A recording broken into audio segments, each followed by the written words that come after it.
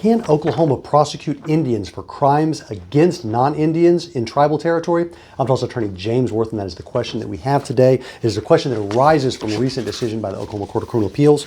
That is in the case of State v. Brester, 2023 OKCR 10. And that is another case coming out of the United States Supreme Court decision of McGirt that raised all of these different issues.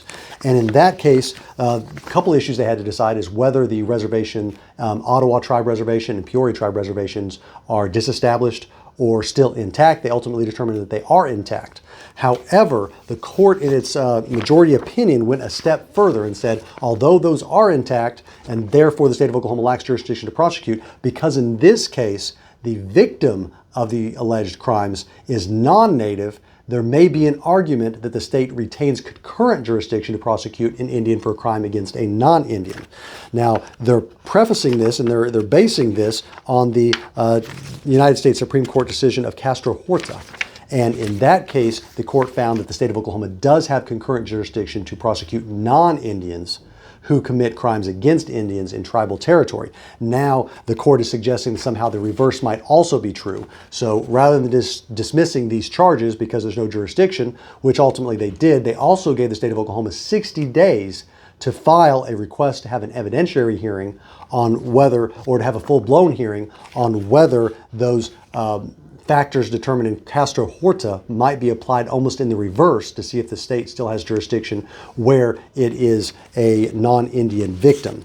However, there's not a lot of authority for that. It actually doesn't make a lot of sense, but we've seen a lot of bending over backwards trying to save state sovereignty in these types of cases from the Oklahoma Court of Criminal Appeals, like the reversal that we saw in the Wallace decision and the appeal by the state of Oklahoma to the United States Supreme Court in Castro-Horta.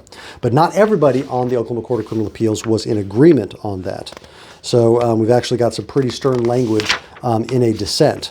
And that dissent, I can pull that language for you, but let me give you some language from the main majority decision. It says, the court did not undertake any jurisdictional analysis of the Bracker factors with respect to the state's ability to prosecute crimes under the General Crimes Act committed by an Indian against a non-Indian in Indian country.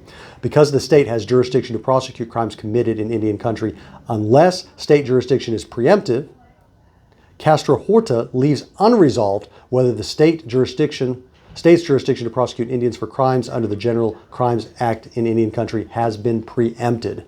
So they're suggesting, and the state of Oklahoma didn't make this argument. And it's a little bit frustrating from the defense side when the Oklahoma Court of Criminal Appeals tries to throw a bone and say, hey, state, I've got some additional arguments that you should make, when most of the time on the defense, they use every opportunity they can to find waiver of any potential thing they didn't raise.